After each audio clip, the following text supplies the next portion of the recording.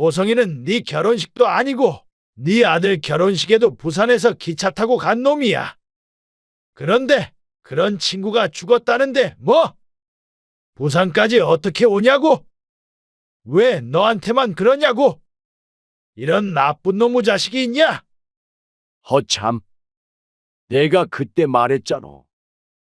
그놈이랑은 이제 친구 안 한다고.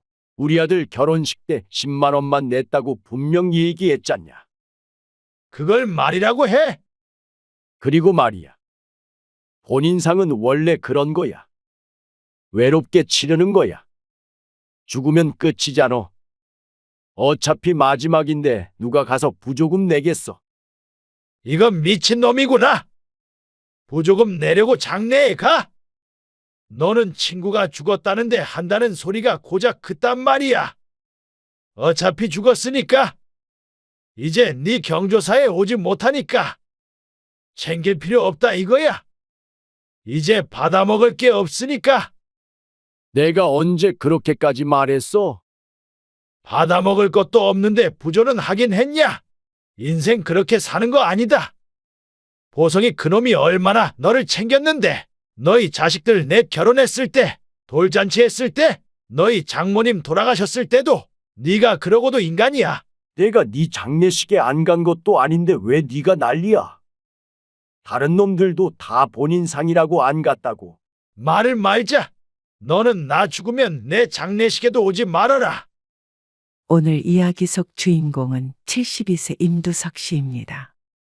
임 씨는 70평생의 인간관계를 최근에 전부 정리하게 되었습니다. 그 중에서는 50년 넘게 이어온 오래된 인연도 있었고 또 어떤 사람들은 은퇴 후에 알게 된 새로운 인연들이었죠. 특별히 사이가 틀어질 만한 일들이 있었던 것이 아니라 수많은 경조사를 치르게 되며 깨달은 바가 무척 컸습니다. 그리고 한 살 한 살 나이를 먹어갈수록 그 깨달음은 더욱 커졌죠. 누구 결혼한대요? 아내가 임 씨의 손에 들린 청첩장을 보며 물었습니다. 아, 철용이네 막내 아들. 아이고, 드디어 다 보내나 보네.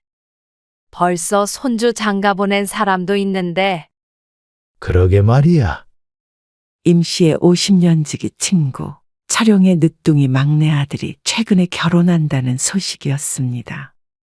같이 가지. 에이, 뭐하러 둘이 가요? 혼자 다녀와요. 요즘엔 여럿이 가도 욕먹는데요. 뭐? 아니, 왜 욕을 먹어? 여럿이 가면 여럿이 축하해 주니까 좋은 거 아니야? 나도 그렇게 생각하는데. 지난번에 내 친구가 결혼식에 가족들 데리고 갔다가 글쎄 욕을 한 바가지 먹었대요. 돈 조금 내고 여럿이서 밥 먹었다고. 아이고, 그러니까 당신만 다녀와요. 괜히 기분 나쁜 소리 들을 필요 없지. 친한 친구니까 축의금 넉넉하게 하고. 젊은 시절부터 알아온 50년 지기 친구였습니다. 아, 그놈이 자식이 넷이고 나는 하나인데 그놈한테 축의금 주느라 거덜나겠네. 그래도 친구한테 좋은 일 있는 걸 축하해 주는 게 중요하죠. 돈이 중요한가? 임 씨도 말은 그렇게 했지만 가장 친한 친구에게 주는 축의금이 아깝지 않았습니다. 좋은 일이 있을 땐 함께 기뻐해주고 슬픈 일이 있을 땐 함께 슬픔을 나누는 것이 당연하다고 생각하며 살아왔습니다. 그렇기에 70세가 넘어서도 임 씨는 경조사에 활발하게 참여하는 편이었습니다. 알았어. 말 안 해도 넉넉하게 주려고 했어. 그래서 철용의 아들 결혼식이 있을 때 임 씨 혼자서 갔습니다. 임 씨가 사는 곳에서 차 타고 1시간 걸리는 거리였습니다. 대중교통을 이용해서 가니 좀 더 걸릴 듯 했습니다. 아이고, 축하해. 고마워. 오느라 고생했네. 임 씨는 오랜만에 만나는 친구 철용과 반갑게 인사했습니다. 그리고 결혼식에 가니 임 씨의 다른 친구들도 보였습니다. 하지만 철용이 먼저 결혼시킨 자식 셋의 결혼식을 떠올려 보면 사실 그리 많이 온 것도 아니었습니다. 하지만 10년 전과는 또 다르겠죠. 인간관계도 나이가 들매 따라 점점 좁아지니 말이죠. 어째 네 손님은 별로 없는 것 같다. 그러게. 다 연락했는데도 바쁘다고 안 오네. 끝물이다 이거지 뭐. 그래도 진짜 축하해 줄 사람들만 오면 되지 뭐. 아, 그래도 뿌린 것들은 다 거둬야 할 텐데. 나쁜 놈들이 많어. 임 씨는 몇몇 눈에 띄는 친구들을 찾아가서 인사를 나누었습니다. 그리고 예식이 끝나고 함께 식사를 하는 자리에서 회포를 풀었습니다. 가까이 살면 소주라도 한잔하겠지만 임 씨 또한 버스를 타고 돌아가야 해서 아쉬웠습니다. 그중 가장 멀리서 온 친구는 보성이라는 친구였는데 한때는 임 씨 그리고 철용과 함께 삼총사라고 불릴 정도로 가까운 사이였습니다. 내가 하룻밤 자고 가면 좋을 텐데. 일이 있어서 아쉽네. 아, 그러게 왜 그렇게 먼데 살아? 그러게 말이야. 맘대로 오가지도 못하네. 부산에서 장사를 하며 살고 있는 친구였습니다. 말은 그렇게 했지만 누구보다도 경조사를 잘 챙기는 친구였죠. 친구들 대부분 수도권에 있기 때문에 오가기가 쉽지 않을 듯 했습니다. 밥 먹고 바로 내려가? 그래야 돼. 요즘 식당이 어려워서 쉬는 날도 없이 문 열어. 아이고, 그러다 병나? 일도 쉬엄쉬엄해. 병은 벌써 났는지 안 아픈 곳이 없네. 나이가 나이잖아. 허리나 무릎 이런 데 아픈 건 양반이고 가슴께도 좀 아픈 것 같고. 병원 가봐야지. 나이 들면 병원이랑 제일 친해야 된댔다. 근데 너는 한두 시간 있다가 내려가려고 그 먼 길을 왔어? 아, 친구 아들 결혼식인데 당연히 와서 축하를 해줘야지. 임 씨는 엄지를 치켜 올렸습니다. 삶이 팍팍한 와중에 친구의 경사를 축하해주러 먼 길을 달려온 보성이 참 대단해 보였죠. 그런데 철용의 생각은 달랐던 것 같았습니다. 예식이 끝나고 다음날 임 씨에게 전화가 왔습니다. 어제 와줘서 고마워. 아, 그런데 축의금을 뭐 그리 많이 넣었어. 그래도 절친했던 친구이기 때문에 남들보다 넉넉하게 넣는다고 넣었습니다. 아, 마지막이니까 많이 했지. 아무튼 고맙다. 그래, 아참. 보성이랑도 얘기 좀 했어? 시간이 없다 그래서 대화도 많이 못하고 보냈네.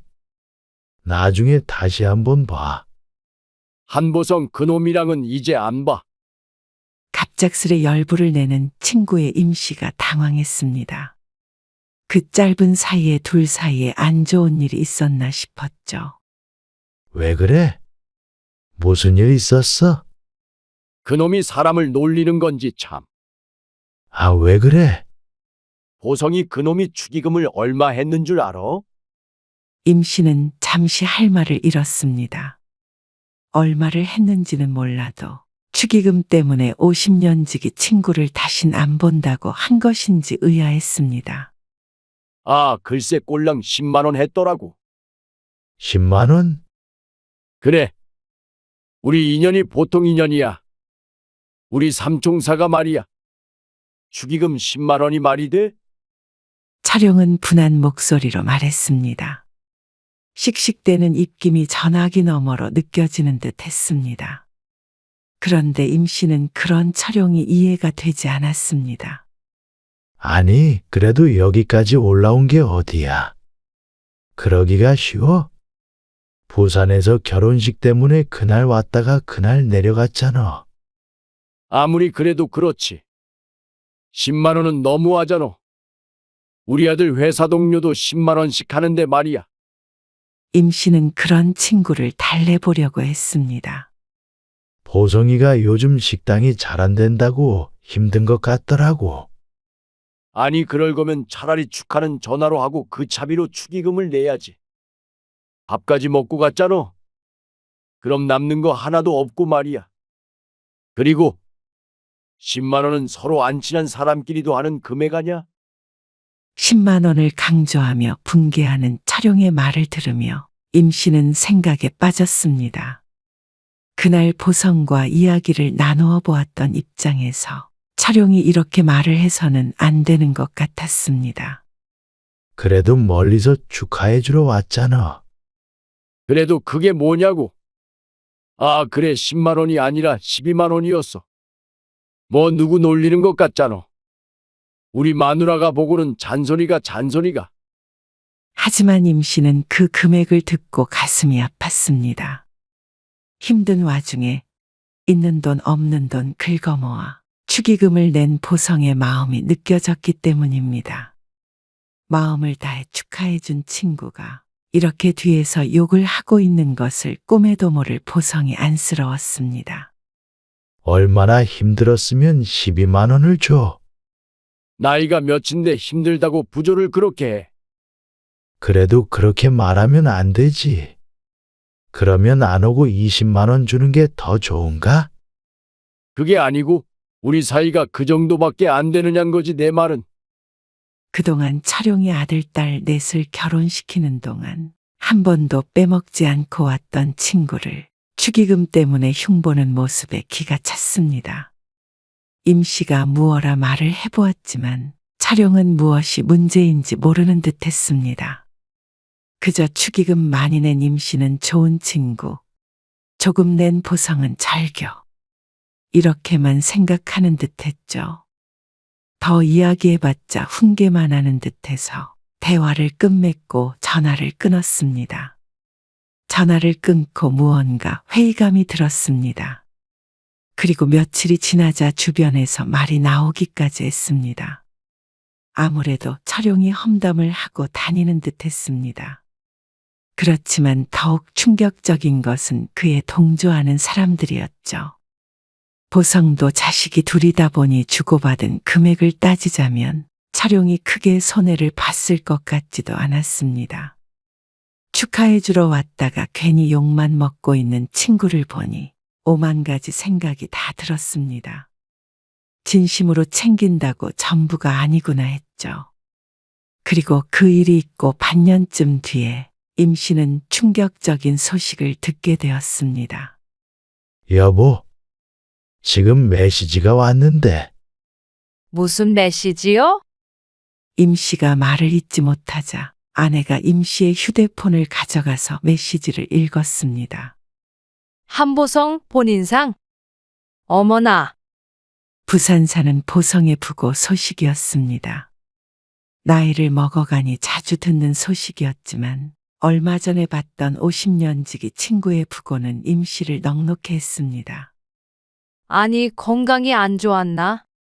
지난번에 결혼식에 왔다면서요. 왔지. 그때 가슴팍이 어쩌고 하긴 했어. 근데 이렇게 갑자기 가버리나? 임 씨가 망연자실해 있습니다. 이 나이까지 일만 하다가 이렇게 허망하게 가버리나 싶었습니다. 인생이 더덥게 느껴졌습니다.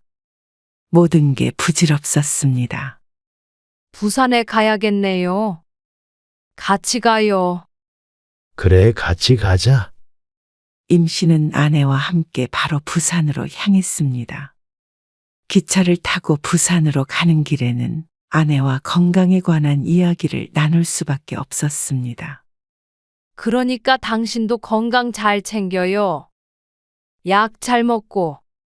요즘 자꾸 누가 죽었다 어쨌다 소식이 많아서 무섭네. 그러게 말이야. 보성이 그놈도 그냥 봤을 때는 건강이 나쁘지 않아 보였는데. 그리고 부산에 도착해서 장례식장으로 갔습니다. 지난번 차룡의 아들 결혼식과는 분위기가 사뭇 달랐습니다. 당연히 장례와 결혼식은 분위기가 같아선 안 되겠지만 조문객이 몇 되지 않아 특히나 고요한 장례식장이었습니다. 임 씨와 아내는 주변을 두리번거렸습니다. 이렇게까지 사람이 없나 싶었죠. 임 씨와 함께하는 친구들도 많을 텐데 하나같이 콧배기도 보이지 않았습니다. 이상하네요. 철용 씨는 왜 안 왔지? 연락 안 해봤어요? 당연히 올 줄 알고 연락 안 했지. 그 뒤로도 임 씨가 한참을 자리를 지켰지만 아는 얼굴은 한 사람도 보지 못했습니다. 자신이 부고 메시지를 받았다면 다른 친구들도 받았을 텐데 희한한 일이었죠. 슬픔에 잠긴 친구의 가족들에게 차마 물을 수는 없었습니다. 임 씨는 한참을 있어도 결국 아는 얼굴 하나 만나지 못했습니다. 그렇게 장례식장을 나온 임 씨가 친구 철용에게 전화를 걸었습니다. 너 연락 못 받았어? 무슨 연락? 보성이 말이야. 목소리를 들으니 이미 알고 있는 눈치였습니다. 아직 출발 안 했어? 나는 못 가. 뭐? 뭐 돈다니? 허리가 영 아파서 말이야. 어딜 돌아다니질 못하겠네. 뭐? 입원했어? 아니, 그건 아니고 집에서 좀 쉬어야 할 것 같아서 말이야. 어처구니가 없었습니다. 입원도 안 했고 집에서 쉬면 나을 정도면 장례식장에 오는 게 불가능한 게 아니란 소리였으니 말이죠. 그래서 안 온다는 거야. 그래. 못 가는 대신 부조는 했어. 그걸 말이라고 해? 다른 놈들도 안 왔어. 그런데 철용이 너까지 안 올 줄은 몰랐다. 아니, 왜 나한테만 그러는 거야? 다른 놈들도 안 갔다며. 부산까지 어떻게 가라는 거야? 보성이는 네 결혼식도 아니고 네 아들 결혼식에도 부산에서 기차 타고 간 놈이야. 그런데 그런 친구가 죽었다는데 뭐? 부산까지 어떻게 오냐고? 왜 너한테만 그러냐고? 이런 나쁜 놈의 자식이 있냐? 허참. 내가 그때 말했잖아. 한보성 그놈이랑은 이제 친구 안 한다고. 그놈이 우리 아들 결혼식 때 10만 원만 한 놈이야. 철용도 자신의 말이 설득력이 없다고 생각했는지 목소리가 점점 줄어들었습니다. 그걸 말이라고 해? 그리고 말이야. 본인상은 원래 그런 거야. 외롭게 치르는 거랬다. 죽으면 끝이잖아. 마지막인데 누가 가서 부조금 내겠어. 임 씨는 기가 막힌 나머지 웃음이 다 나왔습니다. 이건 미친놈이구나. 부조금 내려고 장례에 가? 너는 친구가 죽었다는데 한다는 소리가 고작 그딴 말이야. 보성이가 죽었으니까 이제 네 경조사에 오지 못하니까 챙길 필요 없다 이거야. 이제 받아먹을 게 없으니까 내가 언제 그렇게까지 말했어? 받아먹을 것도 없는데 정말로 부조는 하긴 했냐? 그러자 철용이 갑자기 입을 다물었습니다. 잠깐의 침묵으로도 사실을 알 수 있었습니다. 인간이 말이야. 그렇게 사는 거 아니다. 보성이 그놈이 얼마나 너를 챙겼는데. 너희 자식들 넷 결혼했을 때, 돌잔치 했을 때, 너희 장모님 돌아가셨을 때도 네가 그러고도 인간이야. 내가 네 장례식에 안 간 것도 아닌데 왜 네가 난리야? 다른 놈들도 다 본인 상이라고 안 갔다고. 임 씨는 말을 말자 하며 전화를 끊어버렸습니다. 눈시울이 뜨거워졌습니다. 철용이 괘씸해서도 그랬지만 보성의 장례가 임 씨 자신의 미래인 듯해서 더욱 참담한 기분이었습니다.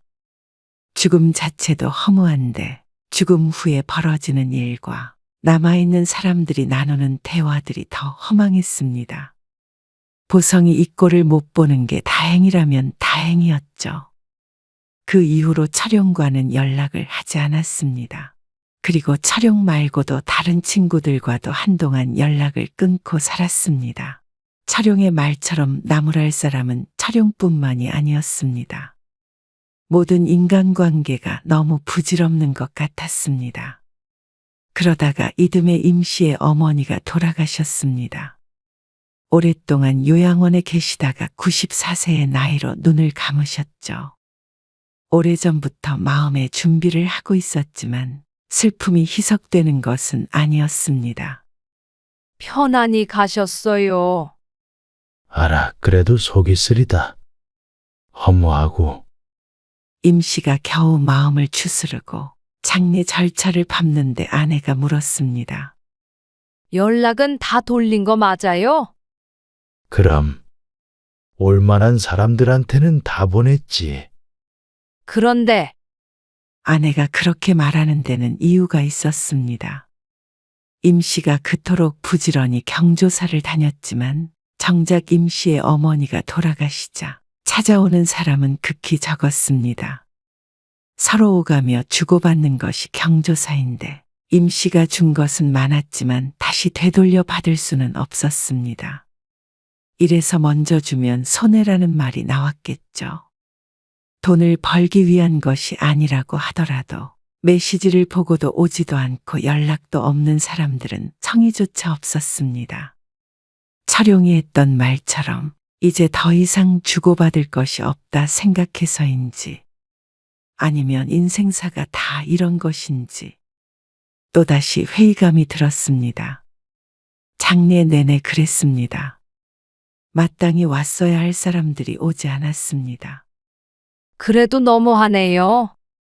그렇게 결혼식이고 뭐고 그렇게 불러대던 사람들이 아내도 속상해했습니다. 내가 특히 주변을 잘 못 챙겼나 보다. 그럴 리가 있어요. 당신이 얼마나 사람들한테 잘했어요. 그냥 젊었을 때랑 다른 거겠죠. 이제 더 이상 의미가 없으니까 그런 게 아닐까요? 지난번에 내 친구도 그러더라고요. 이제는 결혼식이며 장례식이며 그런데 안 간다고. 나이 들어 수입도 줄었는데 돈 나가는 것도 아깝고 부모님도 돌아가시고 자식들 결혼 다 시켰으니까 이제 그런데 다닐 이유가 없다고요. 다 그런 거 아니겠어요? 챙기는 사람만 바보다 이거지 뭐. 진짜로 그런가 보다. 몰랐던 우리가 바보였나 보다. 우리한테도 그런 일이 생길 줄은 몰랐네요. 그러면 우리도 그렇게 생각하면 돼. 의미 없이 아무나 와서 돈 내고, 또 나는 갚으러 가고, 또 이 사람은 얼마 줬나?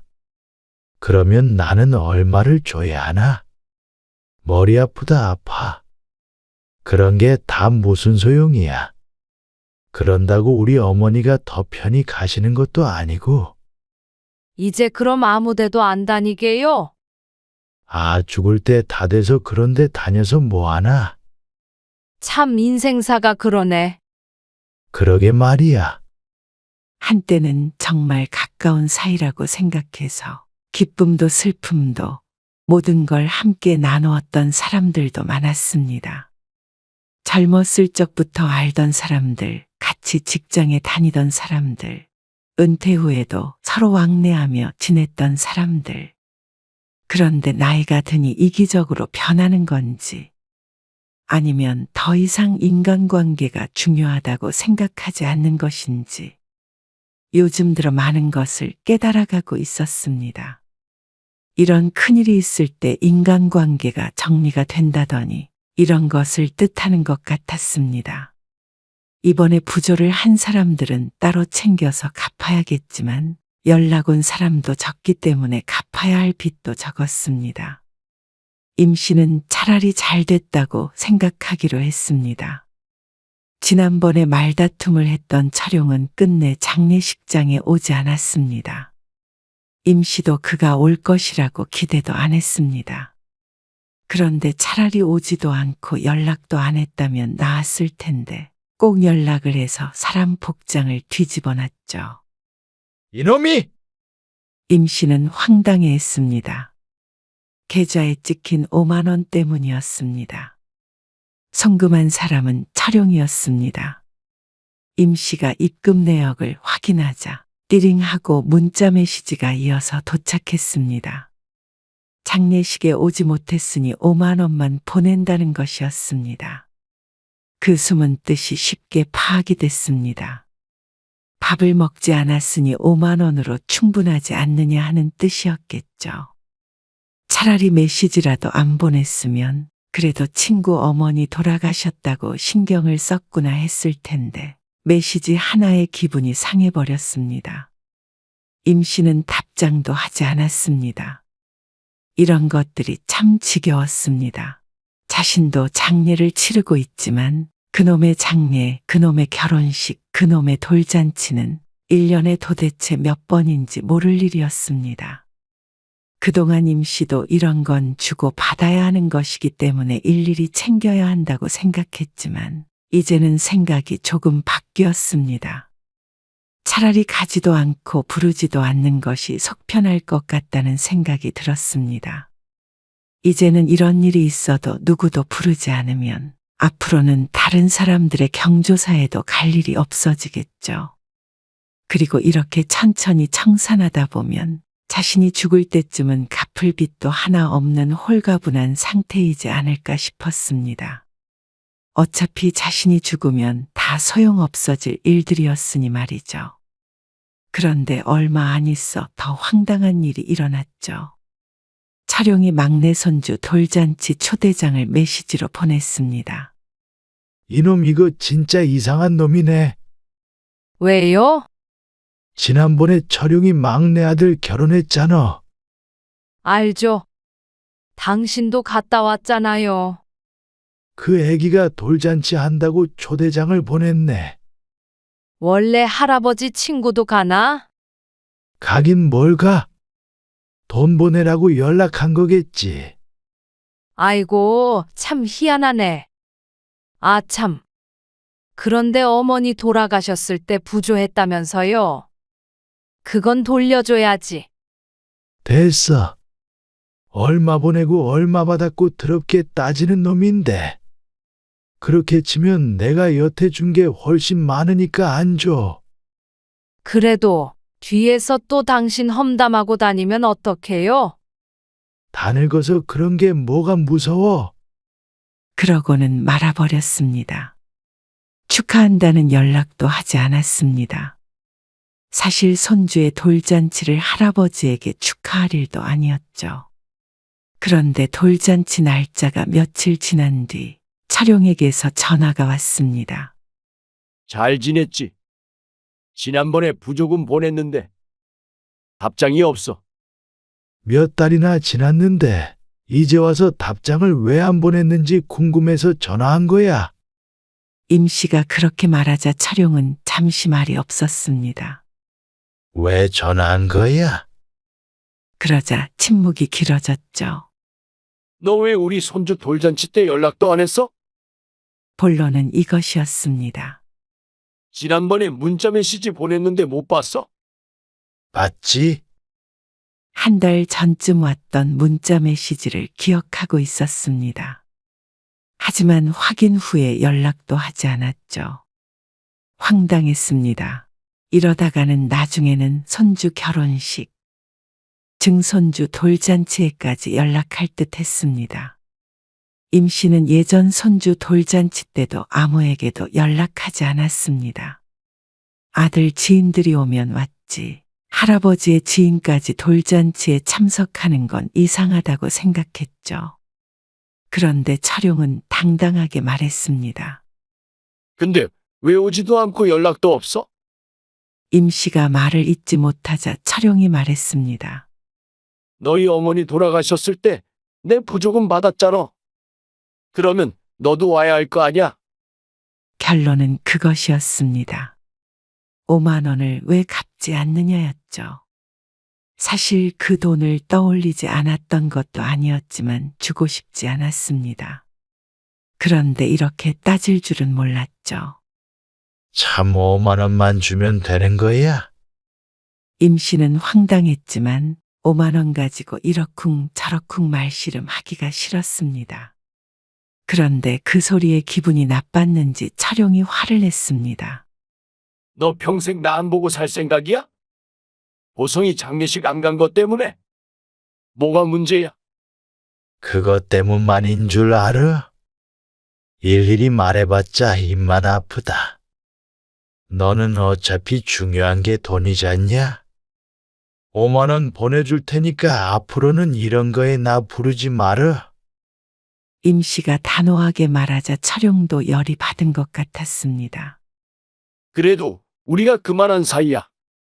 왜 이렇게 정이 없어? 정? 네가 언제 정 따졌냐? 돈 따졌지? 너는 친구도 아니야, 임마. 네가 지난번에 그랬지. 꼴랑 10만 원도 안 하면 안 보고 지내고 만다고. 그러면 우리 어머니 돌아가셨을 때 너는 5만 원 했으니까 우리는 어차피 친구도 아니지 않냐? 뭐야? 이제 앞으로 안 본다 이거지? 그래, 좋다. 너는 나 죽어도 절대 오지 말아라. 나도 너 죽어도 안 갈 테니까. 본인상은 원래 외롭게 치르는 거라면서. 가긴 뭘 가냐? 임 씨는 콧방귀를 뀌었습니다. 진정으로 위해줄 수 없는 인간관계라면 끝까지 붙잡고 있을 필요가 없는 것 같았습니다. 철용만의 이야기가 아니었습니다. 얼마를 주고 얼마를 받고 투자의 의미로 경조사에 참여해야 한다면 나이가 들수록 더더욱 그럴 필요가 없는 듯 했습니다. 젊어서는 받을 기회가 많겠지만 나이 들수록 투자한 만큼 거둬들이지 못할 것은 아주 명백했으니 말이죠. 누가 올까 말까 얼마를 줄까 전전긍긍하고 그 과정에서 상처 주고 상처받고 참 비생산적이고 소모적인 일인 듯 했습니다. 임 씨는 그날 이후로 어떤 경조사도 가지 않았습니다. 다만 갚을 것이 있다면 계좌로 송금만 내주었습니다. 그리고 앞으로 좋은 일이든 나쁜 일이든 어떤 일이 생길지라도 아무에게도 알리지 않기로 마음먹었죠. 오지 않으면 갈 필요도 없고 그러면 갈등이 생길 리가 없었습니다. 내가 죽어도 아무도 안 불러요? 장례식장이 너무 조용하면 어떡해요? 그건 당신이 하잔 대로 하고. 근데 우리 가족이 있잖아. 진짜 슬퍼해 줄 사람만 있으면 되지. 나 죽으면 부르지 마라. 누군가는 삭막하다고 하겠지만 임 씨는 오히려 마음이 편해졌습니다. 의미 없는 의무로부터 해방이라도 된 듯한 기분이었습니다. 그 뒤로 철용이나 다른 친구들로부터 가끔씩 연락이 왔습니다. 보나마나 또 무슨 일이 있으니 참석해라 하는 연락이겠죠. 하지만 임 씨는 그런 연락들을 덮어두었습니다. 그 많은 경조사를 치르며 걸러냈던 인간들이었으니 말이죠.